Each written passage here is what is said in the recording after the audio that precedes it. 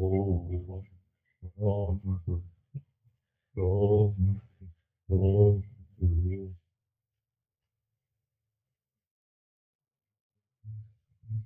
स्वस्तिनः इन्द्रो वृद्धश्रवाः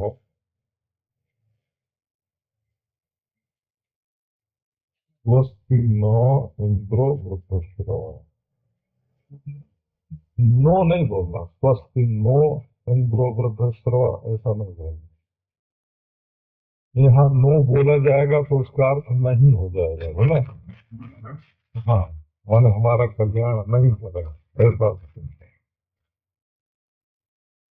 स्वस्ति न पूषा विश्ववेदा, वहाँ स्वस्ति नो बोलोगे तो वहाँ अपूषा हो जाएगा। स्वस्ति न तार्क्ष्यो अरिष्टने में,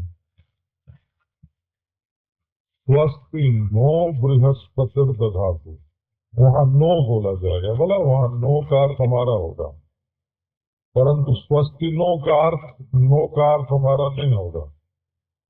ये संस्कृत भाषा ऐसी बंधी हुई है अपने नियमों से, जरा भी हेर फेर करने पर उसका अर्थ ही बदल जाता है।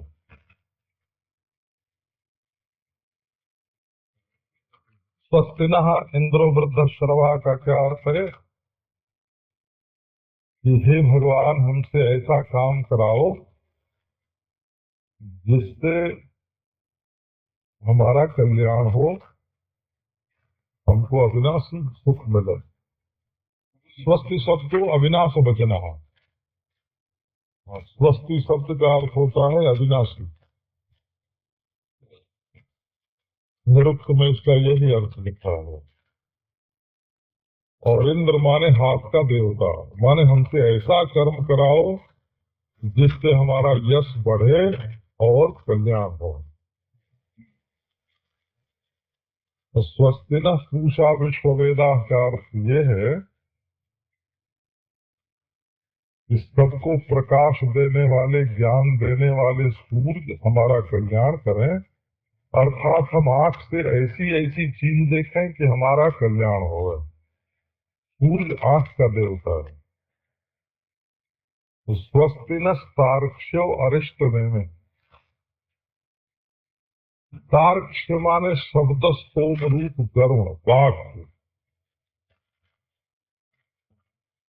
वाक्य ऐसा जो ईश्वर और ब्रह्म का भी बोध करा सकता है, अरिष्ट नहीं है, माने उसकी गति अप्रतिहत है, उसका पहिया सब जगह जा सकता है, माने शब्द के द्वारा ईश्वर तक का बोध कराया जा सकता है। इसलिए तार्क्ष्य शब्द रूप जो गरुड़ है वो अरिष्ट नेमी है, वो हमारा कल्याण करे, अर्थात हम हमेशा अच्छे अच्छे शब्द सुने। स्वस्ति नो बृहस्पति दधातु, बृहस्पति माने वाणी का देवता, बृहति का पति, वेद का स्वामी, वो हमारा कल्याण करे, अर्थात हम हमेशा अच्छी अच्छी बात बोलें। तो अच्छा अच्छा काम करें, अच्छी अच्छी चीज देखें, अच्छे अच्छे वचन सुने और अच्छी अच्छी बात बोलें। ये चार अर्थ स्वस्तिना इंद्रो वृद्धश्रवा में हैं और चारों जीवन के लिए बड़े उपयोगी हैं। और रोज बोलते हैं आप, बोलते समय अगर ध्यान आवे ना, इसमें हमारे लिए चार बात कही गई है कि हम अच्छा काम करें, अच्छी वस्तु देखें, अच्छे वाक्य सुने और अच्छी वाणी बोलें। ये चार बात धारण करने के योग्य है। अब आओ दृग दृश्य विवेक की बात सुनाता। दृश्य विवेक का सार क्या है कि मैं और मेरा करने से जो सुख मिलता है वो झूठा है और अंत में दुख देने वाला है। ये दृष्टा और दृश्य विवेक का सार ये है कि तुम दुनिया में जहां जहां मैं और मेरा करके अपने को सुखी मानते हो, तुम्हारा वो सुख गलत है। जहां मैं और मेरा इन दोनों से मुक्त होकर के तुम सुख स्वरूप हो, वहां तुम्हें बैठना चाहिए। ये दृष्टा दृश्य विवेक का सार सार बता देगा। अब आप कैसे सुखी होते हैं, जरा उस पर भी एक नजर डालते हैं। चार तरह से सुखी होता है। इसको बोलते हैं विश्लेषण, इसको बोलते हैं वर्गीकरण। आपकी दुनिया में तरह तरह के सुख आते हैं, लेकिन उनको हम चार हिस्सों में बांट सकते हैं। ये इसका मतलब है। एक तो जब आपको विषय भोग मिलता है तब सुखी होता है, या विषय भोग मिलने का मनोराज्य होता है तब सुखी होते हैं, या आपको किसी बात से अभिमान होता है तब सुखी होता है, और या जिस काम की आदत पड़ गई है वो काम करते हैं तब सुखी होते हैं। आप पहले इसको अपने मन में बैठाओ। विषय भोग की प्राप्ति से आप सुखी होते हैं। अच्छा, कोमल कोमल सुंदर वस्त्र मिले पहनने को, सुंदर सज्जा मिले शयन करने को, सुंदर मकान मिले रहने को, और पति पत्नी का शरीर सुंदर हो, और मनोनुकूल शब्द मिले, मनोनुकूल स्पर्श मिले, मनोनुकूल रस मिले, मनोनुकूल रूप मिले, मनोनुकूल गंध मिले, सुगंध में रहें, सुस्वादु खाएं, स्वरूप देखें, कोमल छुएं, और सुनने को मीठी मीठी बात मिले, तो संसार के लोग कहते हैं कि हम बड़े सुखी हैं। नारायण, ये जो विषय भोग से सुख मिलता है, इसको हम बोलते हैं कि हम बहुत सुखी हैं। दूसरे के पास देखते हैं तो ये समझते हैं कि बहुत सुखी है, और अपने पास हो गए तो समझते हैं कि बहुत सुखी। इसकी अच्छाई बुराई पर अभी हम विचार नहीं कर रहे हैं। और एक बात यह है कि जब मनोराज्य करते हैं कि हमको ये मिलेगा, ये मिलेगा, ये मिलेगा। देखो, एक आदमी के घर में तकलीफ थी पैसे की, तो बिल्कुल सच्ची बात सुनाता हूं। तो 5-7 रहा तकलीफ पैसे की थी, तो वे लोग कभी बहुत सुखी होते थे, कभी बहुत दुखी होते थे। तो पैसा तो घर में था नहीं, पर कभी सुखी हो जाते और कभी दुखी हो जाते। तो इसका कारण क्या था? इसका कारण ये था कि एक जगह से उनको रुपया मिलने वाला था, 10 लाख, 20 लाख, 50 लाख, ऐसा कुछ रुपया मिलने वाला था। तो जिस दिन उनको आशा बंध जाती कि मिल जाएगा, है, अब साहब हमारे अनुकूल है, सेक्रेटरी हमारे अनुकूल है, मिनिस्टर ने हाँ कह दी, अब 10 महीने 2 महीने में मिलने वाला है,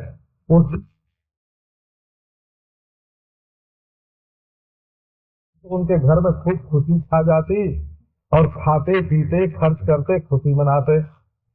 महीने 2 महीने के बाद फिर खबर आती कि अभी तो नहीं मिलेगा, तो फिर दुखी हो जाते। पैसा हाथ में आता नहीं, परंतु आशा बंध जाने से सुखी हो जाते, और पैसा हाथ से जाता नहीं, परंतु निराशा होने से दुखी हो जाते। तो इसका नाम मनोराज्य है। वो जाते हैं, रात्रि गमिष्यति भविष्यति सुप्रभातम, तो वही रात बीत जाएगी और गुड मॉर्निंग होगा, बोला भविष्यति सुप्रभातम। भास्वानुदेश्यति, सूरज उगेगा, हसिष्यति पंकज स्त्री ही, कमल की लक्ष्मी हंसेगी, कमल की शोभा खिलेगी, मुस्कुराएगी। इत्थम विचिंतयति कोश गते द्विरे थे, कमल की पंखड़ियों का कैदी भौरा वहीं बंद बंद ये सोच रहा था कि हा हंत हंत नलिनी गज उज्जार। इसी बीच में हाथी आया, उसने कमल को उखाड़ा और मैं भौरे के अपने मुंह में डाल दिया।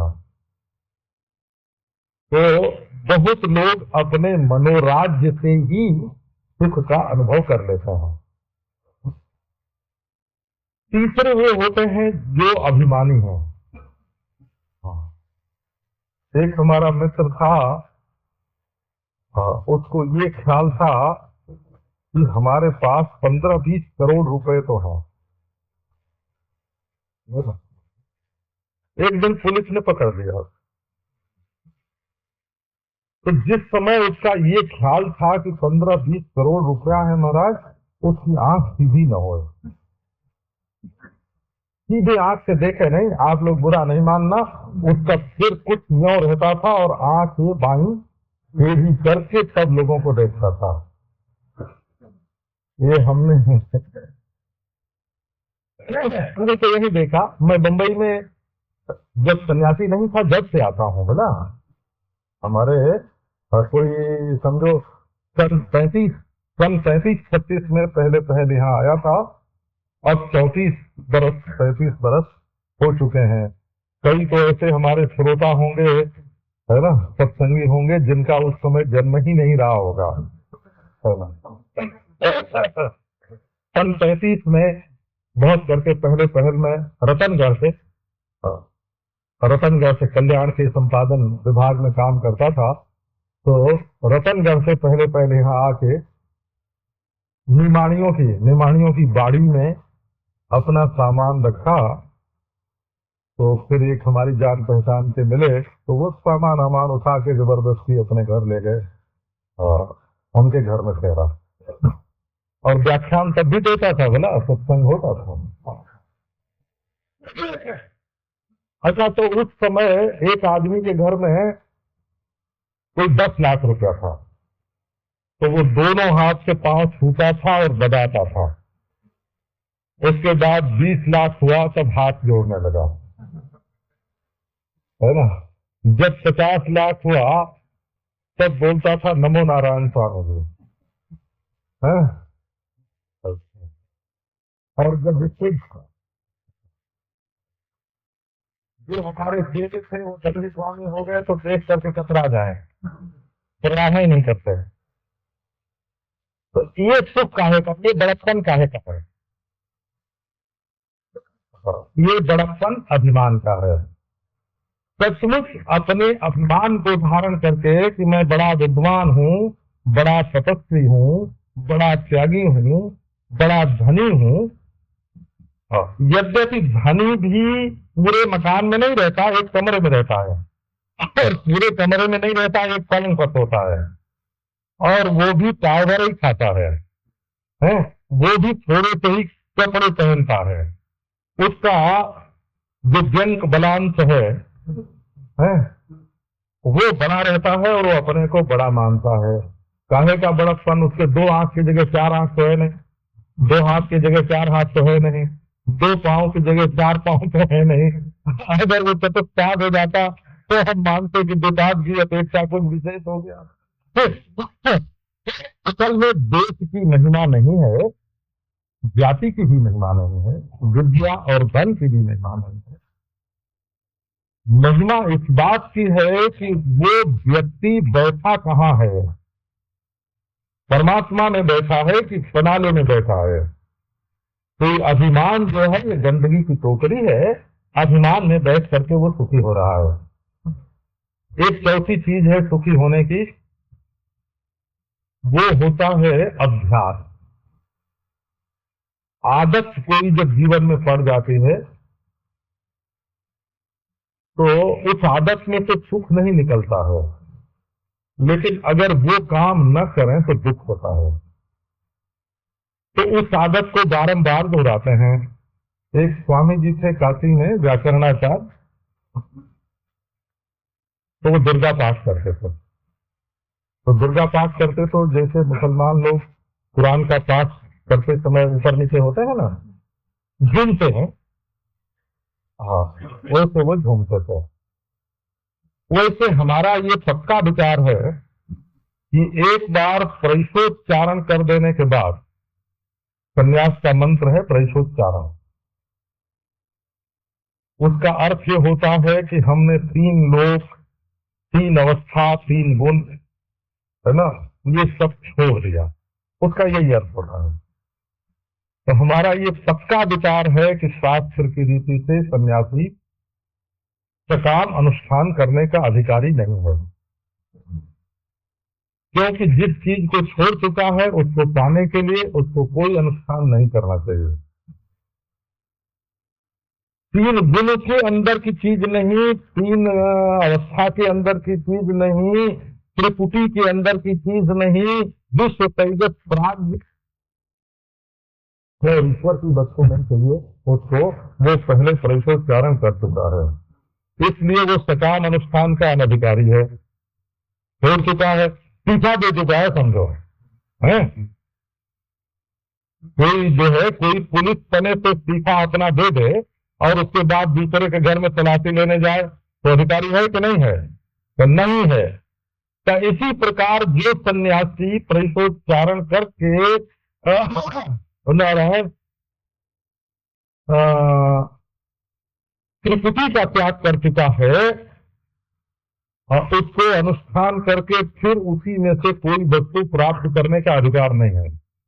और अधिकारी न होने से ही ऐसे सन्यासी लोग जो अनुष्ठान करते हैं उनको सफलता नहीं मिलती है, क्योंकि अनधिकारी को फल की प्राप्ति नहीं होती है।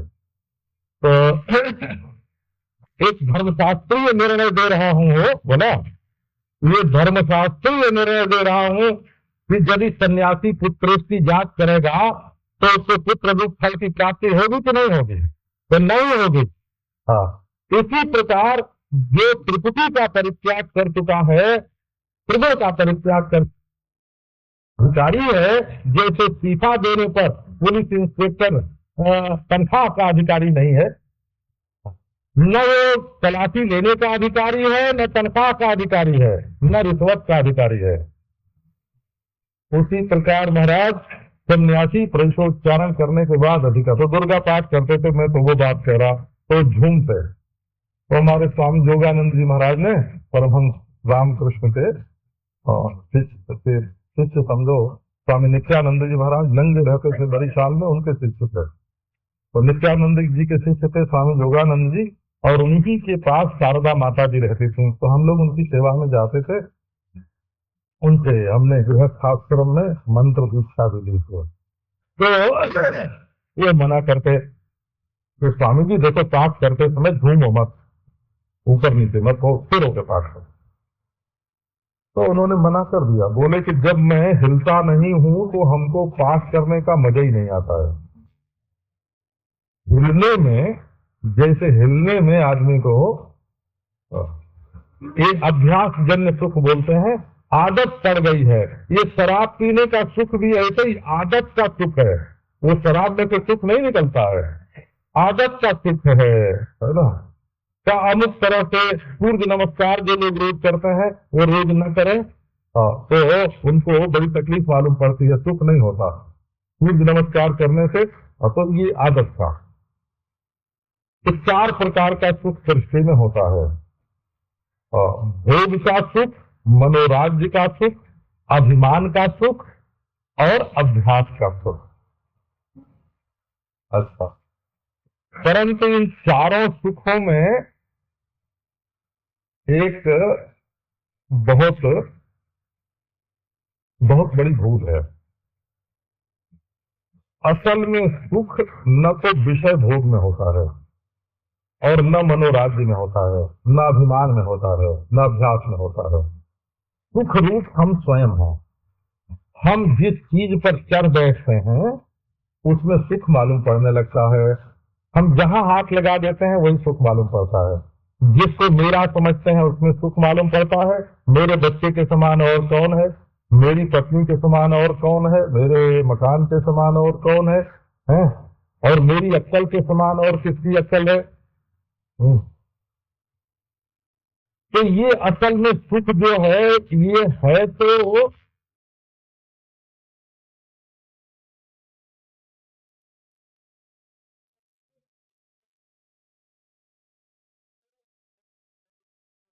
तो सुख आत्मा का, लेकिन हम अपने आप को दूसरे के साथ जोड़कर उसमें सुख समझते हैं। हाँ, और इससे ये भूल हो, देखो सुख का उपादान कारण कहाँ है? आप लोग उपादान कारण शब्द से तो परिचित होंगे ना। उपादान कारण माने जैसे घड़ा बनता है, तो घड़े में उपादान क्या है? तो मिट्टी, जिस मिट्टी से वो घड़ा बना। अच्छा, जेवर बनता है तो उसका उपादान क्या है? तो सोना, सोने से वो जेवर बना। अच्छा, आपके घर में नहरना है या लोहे का कोई औजार है तो उसका उपादान क्या है? का लोहा। तो ये सुख जो है, इसका उपादान माने मसाला क्या है? तो जहां सुख होता है वहीं उसका मसाला रहता है। जो भले मानुष ये समझता है कि बाहर की चीज में से सुख आता है और हमारे हृदय का सुखाकार परिणाम होता है, घड़ा एक आकार है और मिट्टी उपादान है, तो सुख जो है एक सुख का एक आकार है। वो आकार किस उपादान में बना है? तो आप निश्चित समझो कि आत्मा रूप उपादान में ही वो सुख का आकार कल्पित हुआ है। सुख का मसाला अपना आता ही है, दूसरा कोई नहीं है। तो जब हम दृष्टा दृश्य का विवेक करते हैं, तो कई बात ऐसी होती है जो कभी कहने लायक होती है, कभी नहीं होती है। देश काल वस्तु के अनुसार, है ना, अधिकारी के अनुसार कहना पड़ता है। एक हमारे मित्र थे, एक दिन किसी को मार पीट के आए, गाली गलौज करके आए। तो मैंने उनको कहा, डांटा, तो तुमने क्यों गाली गलौज की, क्यों मारपीट की? बहुत गलत किया। बोले कि अच्छा मैंने गलत किया? हाँ गलत। तो अच्छा, तो उठा के ईंटा अपने सिर पर पटक मार लिया, है ना। तो हमारा एक आदमी तो वो घायल हुआ था जिसको वो मार के आए थे, और दूसरा आदमी ये घायल हुआ जिसने अपना सिर फोड़ लिया, और दोनों की दवा अस्पताल में हमको करनी पड़ी। तब हमने ये सोचा कि भाई आदमी गलत भी करे तो उसको कहना नहीं चाहिए, चुप लगा जा रहा कम से कम उसको एक ही की दवा करनी पड़ेगी ना। और यदि कह देंगे कि तुमने गलती की तो दो की दवा करनी पड़ेगी, है? तब तो दो की दवा करनी पड़ेगी। तो क्योंकि दोनों ही तो अपने हैं ना। जब भी क्वचित संदति स्वजो वाम, एक दिन किसी के दांत से जीभ कट गई, अब उसने कहा कि भाई ये दांत ने जीभ को काट दिया तो दांत बड़ा दुष्ट है, और उठाया लोढ़ा और अपना दांत तोड़ दिया। तो वो बेवकूफ है ना। अपनी जीभ और अपने दांत, और दोनों तो अपने ही है। पहले तो जीभ ही कटी थी, अब दांत भी टूट गया। तो मनुष्य कभी कभी बड़ी नासमझी का काम करता है। अपने को अगर तुम खुद दुख से नहीं बचाओगे तो तुमको दुख से बचाने वाला दुनिया में और कोई नहीं है। ये बात आप निश्चय कर लो। ईश्वर भी उसकी मदद नहीं करता जो अपनी मदद नहीं करता। माने जो अपनी मदद करता है, ईश्वर भी उसी की मदद करता है। ईश्वर मदद नहीं करेगा, प्रकृति मदद नहीं करेगी। ईश्वर तो इंतजार कर रहा है कि तुम पुकारो और वो तुम्हारी मदद करे, लेकिन तुम जब पुकारोगे तब अपनी मदद करोगे।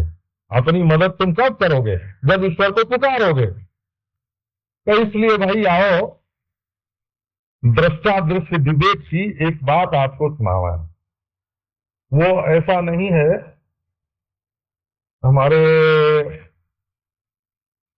नारायण संसारी लोग समझते हैं कि हम पैसे का भी मजा ले रहे हैं, हैं? पैसे का अभिमान भी धारण करके सुखी हो रहे हैं और जरा दृष्टापने का अभिमान धारण करके भी सुखी हो जाए। ये दृष्टापना कोई अभिमान नहीं है, ये विवेक है बोला।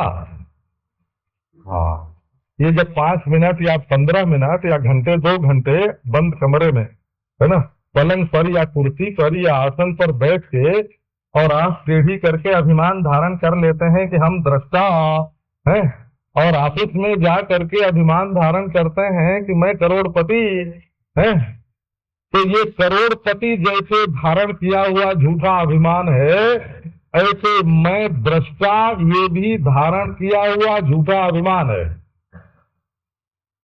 अभिमान से दुख की निवृत्ति है। और ऐसे लोगों की पहचान क्या है? एक ऐसी पहचान बताते हैं। ऐसे लोगों की पहचान है कि जरा उनको समझाओ कि देखो भाई, असली तत्व में ये दृष्टापना कल्पित है, सच्चा नहीं है। ये तो एक अध्यारोप है। हाँ, तुम्हारे कर्तापन का अपवाद करने के लिए एक वेदांत ने अध्यारोप कर दिया है कि तुम दृष्टा हो, ये असली नहीं है। वो लड़ जाएंगे, कहेंगे कि वाह वाह वाह, ये कैसे होगा, यही सच्चा है। तो माने वो दृष्टा को समझते नहीं है, केवल दृष्टा का भाव या केवल दृष्टा का अभिमान धारण करते हैं। तो भाव धारण करना और अभिमान धारण करना दूसरी चीज है, और समझदारी के साथ दृश्य का अपवाद करके दृश्य से विलक्षण दृष्टा है, और वो जागृत स्वप्न सुषुप्ति तीनों अवस्था में दृष्टा है, वो भूत भविष्य तीनों कालों में दृष्टा है, और वो बाहर भीतर है, बाहर भीतर और ऊपर नीचे, दाहिने बाएं, आगे पीछे, आठों स्थान में दृष्टा है। आपके ध्यान में ये बात आनी चाहिए। ऊपर नीचे, दाहिने बाएं, आगे पीछे, ये 6 स्थान है, और बाहर और भीतर सब देश में वो दृष्टा है। भूत भविष्य वर्तमान में वो दृष्टा है, और जागृत स्वप्न सुषुप्ति में वो दृष्टा है। देश काल वस्तु का वो दृष्टा है, तुम्हारे अभिमान का भी दृष्टा है।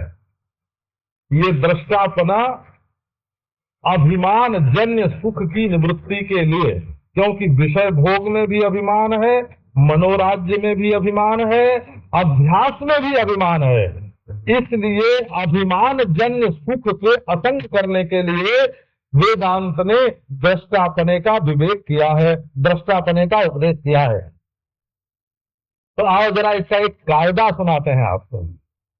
ये दृष्टा वाले कहेंगे दृष्टा वेदांत का सिद्धांत है वो। एक दृष्टा सांख्य का सिद्धांत है, एक दृष्टा योग का सिद्धांत है, और एक दृष्टा वेदांत का सिद्धांत है, और तीनों में फर्क होता है। ये तीनों 3 तरह के दृष्टा हैं। तो नारायण, इसमें मूल बात यह है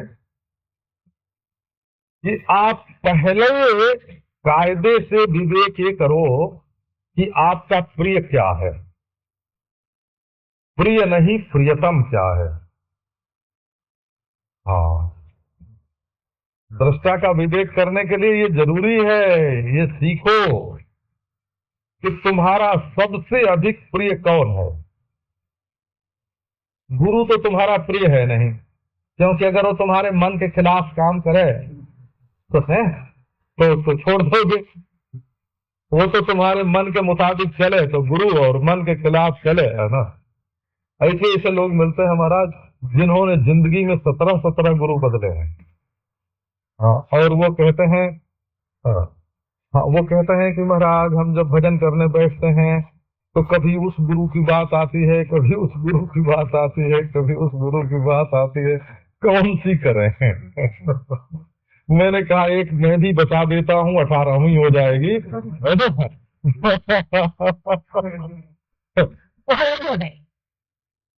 एक मैं ही बता देता हूँ, 18वीं हो जाएगी। तो इस तरह से साधन नहीं होता है बोला। पहला विवेक इसका ये है कि तुम्हारा प्रिय कौन है। तो तुम देखोगे स्त्री से भी अधिक प्रेम, पुत्र से भी अधिक प्रेम, धन से भी अधिक प्रेम, पति से भी अधिक प्रेम, पिता माता से भी अधिक प्रेम, मकान से भी अधिक प्रेम, और शरीर से भी अधिक प्रेम। हाँ, शरीर से भी अधिक प्रेम और अपने मन से भी ज्यादा प्रेम। कभी कभी सोचते हैं कि मन को थोड़ा दुख होता है तो हो लेने दो, लेकिन हम तो यही करेंगे, ऐसे भी सोचते हैं कि मन को थोड़ा दुख होता है तो हो लेने दो, है ना। तो मन से भी ज्यादा प्यारा जो है, देखो कभी कभी नींद भी छोड़ दी जाती है कि आज सोएंगे नहीं, अपने सुख के लिए नींद को भी छोड़ देते हैं, किसी दिन समाधि को भी छोड़ देते हैं, किसी दिन ईश्वर पूजा को भी छोड़ देते हैं। आप ये बात ध्यान में पहले लो कि सबसे प्यारा अपना आत्मा है। नवारे सर्वस्य कामाय सर्वम प्रियम भवति। आपने श्रुति बहुत अधिक सुनी है, बारंबार सुनी है, लेकिन आप ये विचार करके देख लो, एक सत्य है ये हो, ये एक तथ्य है। एक बार तथ्य शब्द विलायत गया, हाँ, तो हाँ ऐसी टांग छोड़ी लोगों ने कि खुद होके लौटा। तो हाँ, ये तथ्य शब्द जो है तथ्य तथ्य, हाँ, ये तथ्य तथ्य हो गया ना, और जो तथ्य में जो यह था वो वो बन के पैन लग गया, सुख हो गया। हाँ, अरे वो तो बढ़ाई देते हैं भाई, थोड़ा आगे पीछे जो है ना। हाँ, ये तथ्य विलायत गया, तो जैसे यहाँ के लोग विलायत जाते हैं तो अपना खान पान रहन सहन धोती कुर्ता सब बदल के आते हैं ना, तो ये शब्द भी विलायत की यात्रा करते हैं। ऐसा असर पड़ता है महाराज। एक दिन एक बार जेठ का महीना था और वृंदावन में खूब गर्मी पड़ रही, और मैं पंखा चला के नीचे बैठा हुआ था। इतने में एक सज्जन आए। अब वो महाराज पहले तो काला काला पैंट, ये सब पाँव में पहनते हैं ना, क्या बोलते हैं इसको, हाँ पंच ही है, हाँ। अच्छा, और काली कोट, काला कोट पहने हुए, जैकेट भी था और टोपी लगाए हुए थे। आए हैं, हमको तो था बुखार, और उन्होंने वो पंखा चलाया जोर से।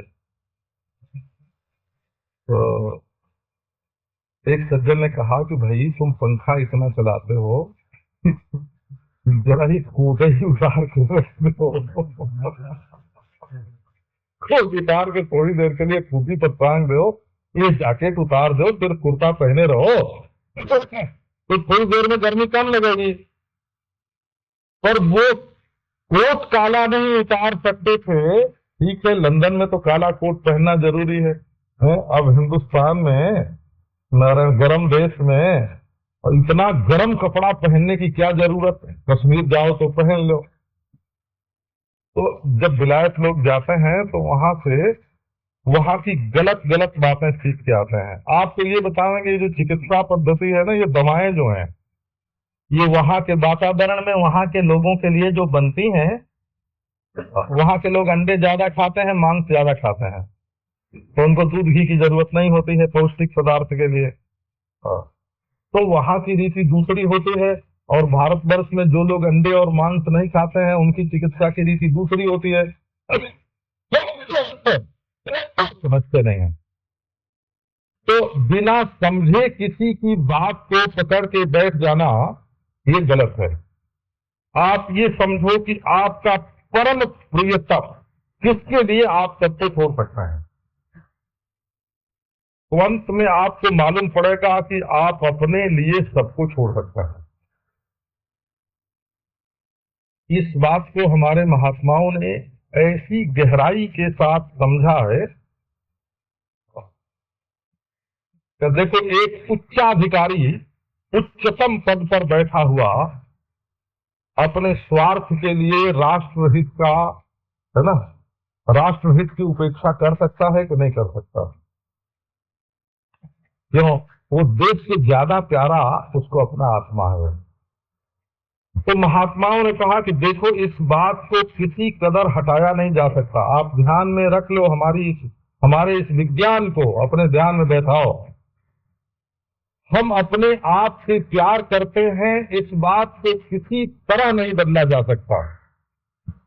इसमें केवल यही हो सकता है कि हमारा अपना आकाश सब हो जाए। जब अपना आकाश सब हो जाएगा तब हम परिच्छिन्न स्वार्थ से बच सकते हैं, नहीं तो जब तक हमारा आपा परिच्छिन्न रहेगा तब तक हम व्यक्तिगत स्वार्थ और व्यक्तिगत सुख भोग की वासना से बच नहीं सकते। तो ये जो अपना आपा प्यारा है, ये बात मालूम पड़ती है, तब दूसरों से हमारी आसक्ति नहीं है, ये बात अपने आप खुल जाती है। अच्छा, तो दूसरी चीजें हैं क्या, जरा ये देखो। ये दूसरा सवाल है। पहला ये है कि सबसे प्यारा कौन है? तो दुनिया में सबसे प्यारा अपना आत्मा है। अब देखो कि जो जड़ क्या है और चेतन क्या है, ये दूसरा विवेक प्रारंभ है। दृश्य के तुम दृष्टा हो, तुम्हारे बिना दूसरी कोई चीज मालूम नहीं पड़ सकती। किसको मालूम पड़ती?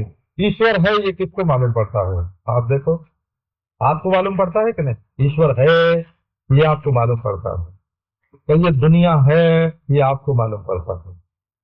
ये दूसरे जीव हैं, ये आपको मालूम पड़ता है। तो जरा देखिए आपका ज्ञान कैसा है। अरे आपका ज्ञान ऐसा है कि आपका ज्ञान हो तो सब मालूम पड़े, और आपका ज्ञान न हो तो कुछ न मालूम पड़े। आप हो तो सबसे प्यार कर सकते हैं, परंतु आप ही ना हो तो किससे प्यार कर सकते हैं? तो प्यार का अधिष्ठान आत्मा है और ज्ञान का अधिष्ठान आत्मा है। दुनिया के सब प्यार अपने लिए हैं और दुनिया की सारी जानकारी अपने में है। अब देखो सत्य क्या है और असत्य क्या है, ये विवेक अब प्रारंभ होता है।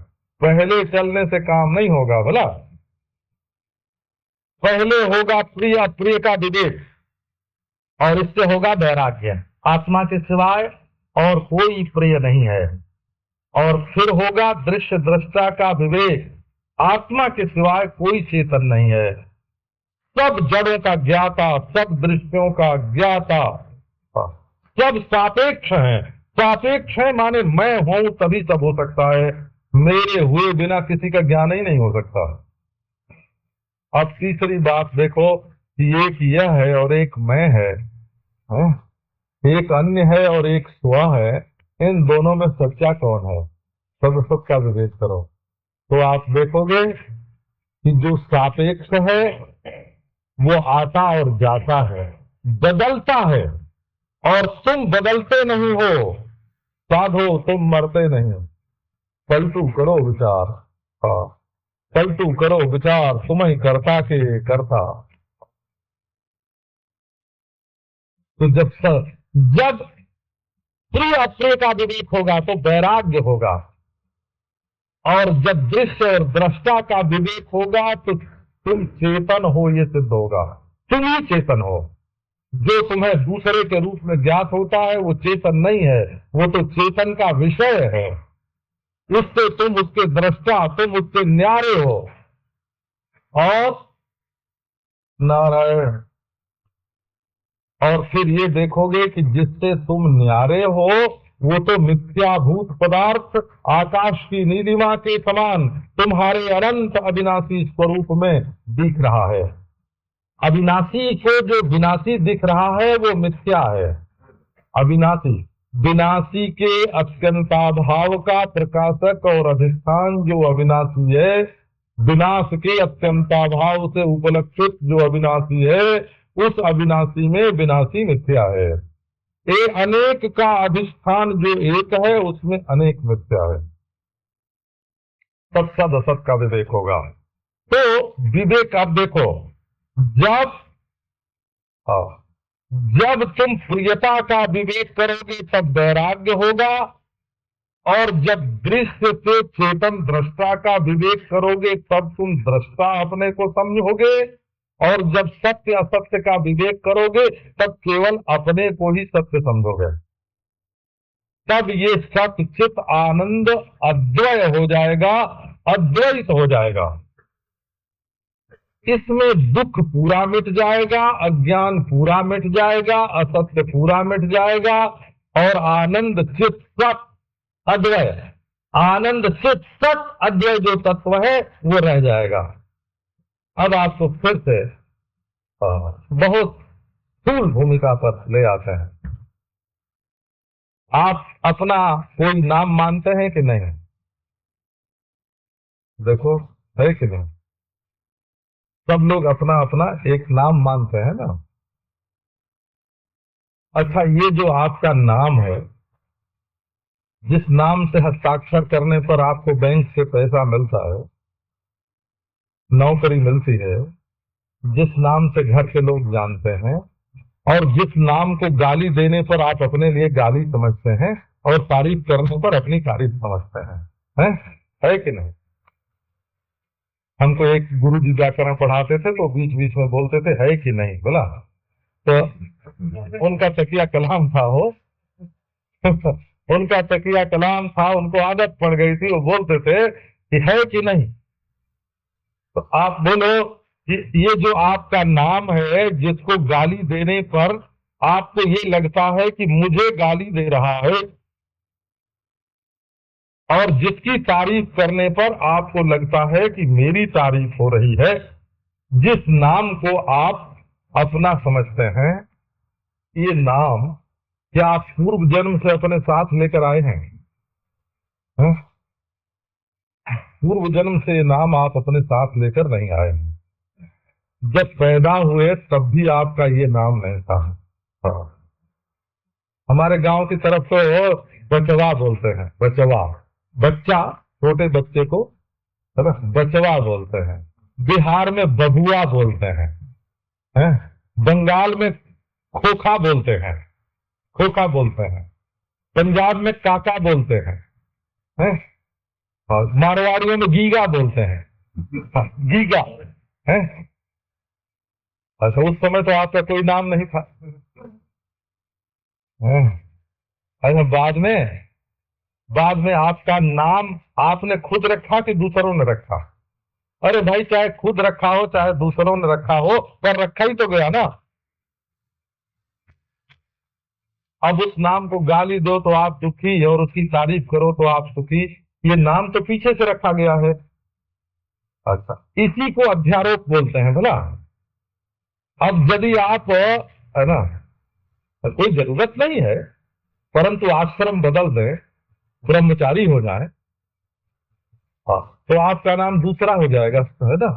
हाँ, कृष्ण चैतन्य आपका नाम हो जाएगा, कृष्ण चैतन्य, राम स्वरूप आपका ऐसा नाम हो जाएगा। हाँ, वेदांत प्रकाश आपका नाम हो जाएगा। हाँ, धीरे धीरे वो नाम छूट जाएगा, इसी नाम से हस्ताक्षर करेंगे।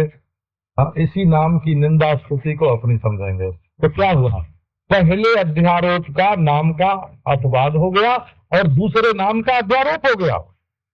ये भी अध्यारोप है, ये भी नाम तुम्हारा असली नहीं है, तुम्हारे साथ ये भी कल्पित ही हुआ है। हम आपसे पूछते हैं कि आपने अपने को जीव कैसे समझा? आपने अपना नाम जीव कैसे रखा है? जीव माने होता है जो पूर्व जन्म में था, फिर इस शरीर में आया है। जब ये शरीर नहीं रहेगा तो दूसरे शरीर में जाएगा। उसका पाप पुण्य उसके साथ लगा रहता है, उसकी वासनाएं उसके साथ लगी रहती हैं? उसका अभिमान उसके साथ लगा रहता है। हाँ, अविद्या, अविद्या ग्रंथि के अंतर्गत काम, क्रोध, लोभ उसके साथ जुड़े रहते हैं। अच्छा, आपने ऐसा जीव अपने को किस ज्ञान के आधार पर माना है, किस अनुभव के आधार पर माना है? आप में जीवपना अध्यारोपित है कि वास्तविक है? तो आपको देखो, ये देह जो है ना, देह, इसकी एक सकल सूरत है। अरे सकल सूरत में तो इतना मोह होता है कि क्या पूछना।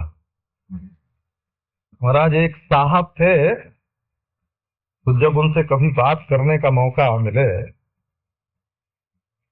तो वो ये नहीं बताते थे कि मैं क्या हूं, ये बताते थे कि मेरी बेगम साहब कितनी सुंदर है, उनकी नाक कैसी है, उनकी आंख कैसी है, उनकी त्वचा कैसी है?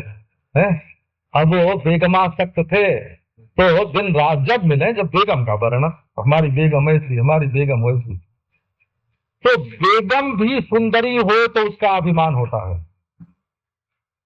जैसे धन अलग रहता है और मनुष्य अभिमान से अपने में बोझ लेता है, स्त्री अलग होती है, बोझ लेता है, खेत मकान अलग होता है, बोझ लेता है, ये हड्डी मांस चाम का बना हुआ पांच भौतिक शरीर है, इसमें जो मैंपना है वो थोपा हुआ है, बिल्कुल। आरोप माने, अध्यारोप माने थोपा हुआ हो। जो चीज जो हो, जो चीज जितनी हो, जैसी हो, उससे ज्यादा उसके ऊपर थोप देना अधिक आरोप। अध्यारोप माने अधिक आरोप, एक चीज में दूसरे का आरोप। आरोप माने थोपना। तुम्हारा नाम नहीं था लेकिन तुम्हारे ऊपर नाम थोप दिया गया। तुम ये पंचभूत के बने हुए शरीर नहीं हो, लेकिन जब तुमको कहा गया कि मनुष्य, तब तुमने अपने को शरीर रूप समझा, अपने को मनुष्य समझा। मन में अपने को मनुष्य समझा, लेकिन मनुष्यत्व को समझा हड्डी मांस चाम में।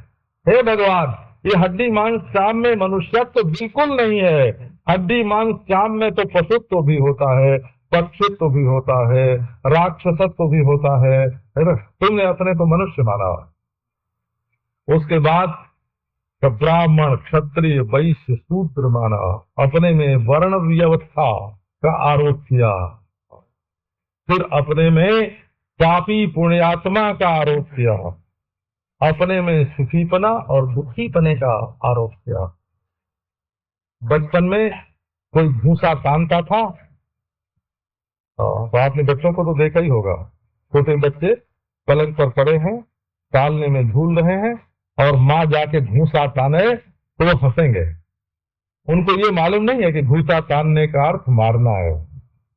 उनकी बुद्धि में अभी ये आरोप नहीं हुआ है कि ये हाथ जोड़ के हमको नमस्कार कर रहा है, हमको बड़ा बना रहा है, या घूसा तान के हमको मारना चाहता है, अपमान कर रहा है। उनकी बुद्धि में अभी ये आरोप हुआ नहीं है। बाद में जब थोड़े बड़े हुए ना, तो उनकी बुद्धि में ये बात गुजेड़ दी गई। जैसे नाम बाद में रखा गया, वैसे ये है ना, आदर और अपमान का भाव भी उनके अंदर घुसेड़ा गया। क्या खाने में बड़प्पन है और क्या न खाने में बड़प्पन है, ये बात भी उनके अंदर घुसेड़ दी गई।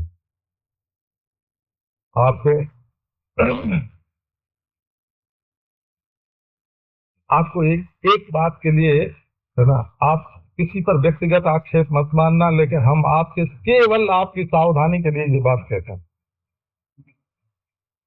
जो लोग कहते हैं कि कुछ खाओ, कुछ पियो, कुछ करो और आओ हम तुमको है ना समाधि लगवा देते हैं या परमार्थ की प्राप्ति करवा देते हैं, ऐसे कहने वाले लोग हैं। बोला बोले अच्छा, ईश्वर को भी मानो चाहे मत मानो, आओ हम तुम्हारी समाधि लगा देते हैं।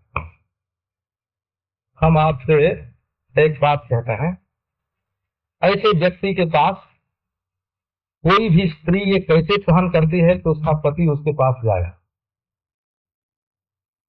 जो कुछ खाने, कुछ पीने, कुछ करने, कुछ भोगने की तो छुट्टी दे देता है, और ईश्वर को मानने न मानने की भी छुट्टी दे देता है। कोई स्त्री ये बात कैसे पसंद करती है कि वैसे उसका पति ऐसे स्थान पर जाए जहां उसको खाने पीने करने की छुट्टी है। अच्छा, कोई पुरुष अपनी स्त्री के बारे में ऐसा कैसे पसंद करेगा कि ऐसी जगह पर जाती है कि जहां चाहे कुछ खाओ, कुछ पियो, कुछ करो, कुछ भोगो, ईश्वर को मानो न मानो, धर्मात्मा रहो न रहो, तो समाधि लग जाएगी। ऐसी जगह पर जाना कोई पुरुष कैसे अपनी पत्नी के लिए पसंद करता है? तो मन दिमाग होना चाहिए, सोचना चाहिए कि हमको समाज को रसातल में ले जाना है, हमको समाज को रसातल में ले जाना है कि समाज का उत्थान करना है। सत्संग का अर्थ होता है समाज का उत्थान, समाज को रसातल में ले जाना, उच्छृंखल बनाना, भ्रष्ट करना, ये सत्संग का अर्थ नहीं होता है। फिर तो सुनने वाले को भी तो कुछ बुद्धि होनी चाहिए कि वो सोचे कि इसका परिणाम क्या है। अच्छा, तो नारायण आपके साथ देखो क्या क्या अध्यारोपित है, आपको सुनाते हैं। द्रव्य का संबंध होने से आप में जाति वर्ण आरोपित हुआ। द्रव्य माने पंचभूत से बना हुआ जो शरीर है, इसमें मैं मेरा होने से आपका भोग के लिए आप व्याकुल हुए, कर्म के लिए व्याकुल हुए, और जाति और वर्ण के साथ आपका संबंध हुआ, और इसलिए हुआ कि देह मानने के कारण आप भोग के बिना और कर्म के बिना तो रह नहीं सकते। तो उच्छृंखल न हो जाए, इसके लिए आपकी एक जाति बनाई गई, आपका एक वर्ण बनाया गया, आपका एक आश्रम बनाया गया कि आपके कर्म गलत रास्ते पर न जाएं। आपके कर्मों का नियंत्रण करने के लिए आपके अंदर वर्ण और आश्रम की जरूरत पड़ी। और जब आपने मन के साथ अपना संबंध जोड़ा तो वासनाओं के साथ संबंध हो गया। अब वासनाएं तो कभी काम की होती हैं, कभी क्रोध की होती हैं, कभी लोभ की होती हैं, हैं? तो आपको उपासक बनाया गया और भगवान को उपास्य बताया शास्त्र ने। आप अपनी सारी वासनाओं को भगवान के साथ जोड़ें। आप में उपासकत्व का अध्यारोप हुआ। और जब आपकी बुद्धि काम करने लगी, बुद्धि के साथ संबंध जोड़ करके आपने अपने को बड़ा विचारवान, बड़ा बोधा मान लिया, बड़ा भारी अभिमानी। बुद्धि के साथ संबंध जोड़ करके अपने को प्रमाता मान लिया, प्रमाता। और आनंदमय को शांति के साथ संबंध जोड़ करके आपने अपने को शांत सुखी, बोले हमको कोई दुख नहीं होता है, ये मान लिया। तो इसकी गिनती होती है। धर्म कला अलग होती है और प्रेम कला अलग होती है। प्रेम कला अलग होती है और विद्या कला अलग होती है और निवृत्ति कला अलग होती है और शांति कला अलग होती है। ये सब कलाएं हैं जो मनुष्य के जीवन में रहती हैं। धर्म कला स्थूल शरीर में रहती है, प्रेम कला मन में रहती है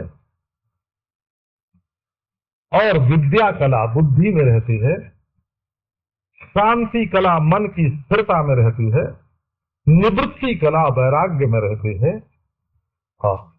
और इन कलाओं से ऊपर है वो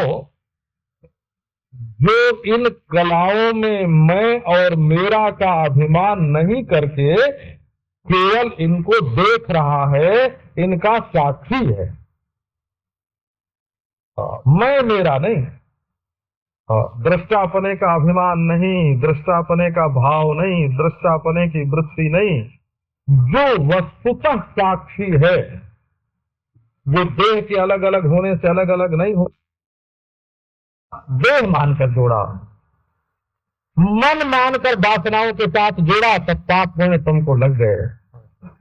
और बुद्धि के साथ अपने को जोड़ करके न्याय अन्याय, उचित अनुचित का, हित अहित का विचार किया, वो तुम्हारे साथ जोड़ गए। और शांति समाधि निवृत्ति के साथ संबंध जोड़ करके चित्त की निरोध अवस्था के साथ अपने को जोड़ा तो वे तुम्हारे साथ जुड़ गए। समाधि नहीं लगे तो दुख होगा, लेकिन तुम्हारा स्वरूप वो है। और केवल दृढ़ मात्र, देखना मात्र, ज्ञान मात्र, बिना किसी पथ के, बिना किसी लव लगाव के, तो ये नारायण का ये तुम्हारा स्वरूप है। तो इसी को कहते हैं कि दृगेव न तो दृश्यते, साक्षी दृगेव न तो दृश्यते। ये साक्षी जो है ये दृढ़ मात्र है, ये कभी दृश्य नहीं होता। अच्छा,